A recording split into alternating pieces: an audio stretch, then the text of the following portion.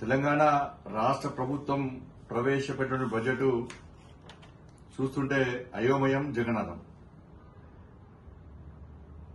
తెలంగాణ రాష్ట్ర ఉప ముఖ్యమంత్రి గారు, రాష్ట్ర ఆర్థిక శాఖ మంత్రి గారైనటువంటి శ్రీ బట్టి విక్రమార్క గారు ఈరోజు శాసనసభలో ప్రవేశపెట్టింది బడ్జెటా, అప్పుల పత్రమా స్పష్టం చేయాల్సిన అవసరం ఉంది. 6 గ్యారెంటీలు ఆగమైపోయినాయి. చేతల ప్రభుత్వం అని చెప్పిన కాంగ్రెస్ ప్రభుత్వం చేతెత్తేసింది. కనీసం 6 గ్యారెంటీలకు ఈ బడ్జెట్ లో ప్రత్యేక నిధులు కేటాయించినటువంటి దాఖలాలు లేవు. అప్పులున్నాయని చెప్పి ఎన్నికల సందర్భంగా మీరు చెప్పారు. తెలంగాణ రాష్ట్రం కేసీఆర్ అనే మూర్ఖుల వల్ల, మూర్ఖత్వం వల్ల తెలంగాణ రాష్ట్రం అప్పుల పాలైందని చెప్పి తెలంగాణ ప్రజలకు తెలుసు, మాకు తెలుసు, మీకు తెలుసు.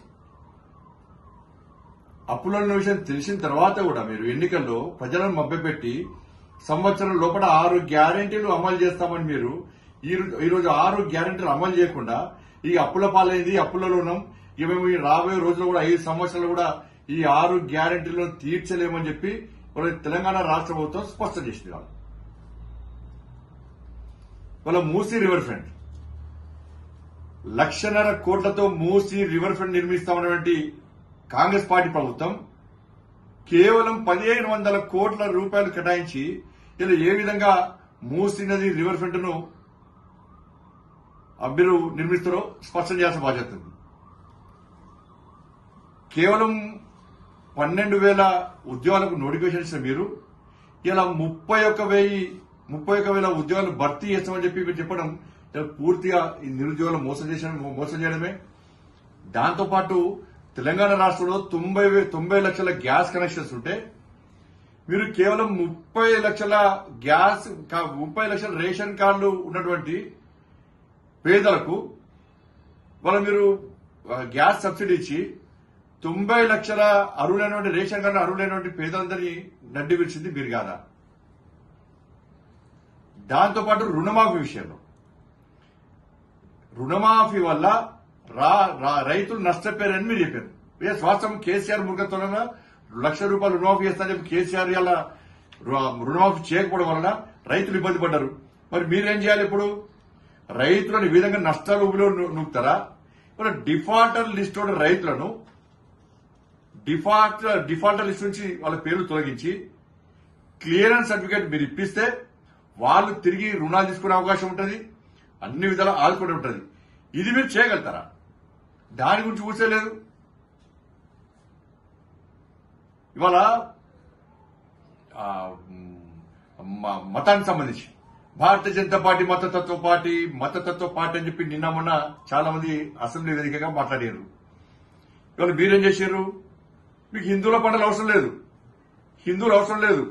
మీకు హిందువులు ఓట్లేలే, హిందువుల ఓట్లు మీకు వద్దు, హిందువులంటే నిర్లక్ష్యం. మీకు ఒక వర్గం ఓటుతో గెలుస్తామని చెప్పి మీరు అనుకుంటున్నారు. ఆ వర్గం ఓట్ల కోసం బీఆర్ఎస్ పార్టీ మీరు పోటీ పడ్డారు. మేము ఎక్కడ మతం గురించి మాట్లాడలే. ఇవాళ 33 కోట్ల రూపాయలు రంజాన్ కేటాయించిన మీరు ఇవాళ తెలంగాణ రాష్ట్రంలో ఇవాళ హిందువుల పండుగలకు ప్రత్యేక నిధులు కేటాయించుకోవడానికి మరి మీరు మతతత్వవాదులా, మేము మతతత్వవాదులమా?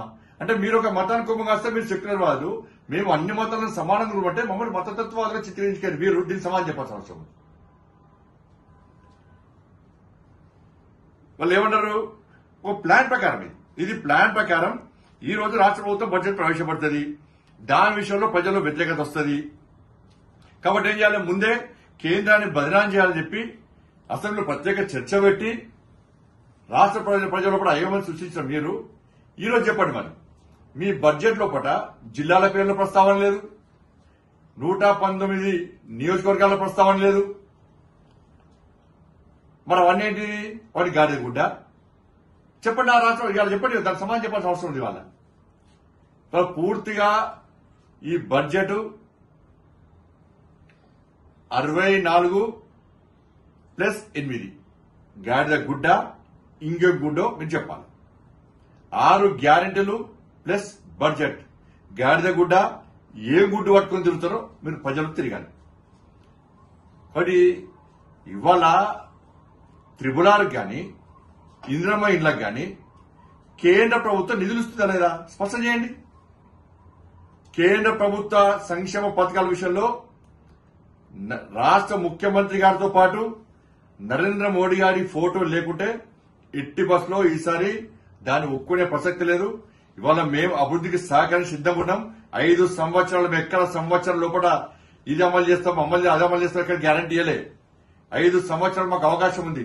తప్పకుండా తెలంగాణ రాష్ట్ర అభివృద్ధికి కట్టుబడి ఉన్నాం మేము.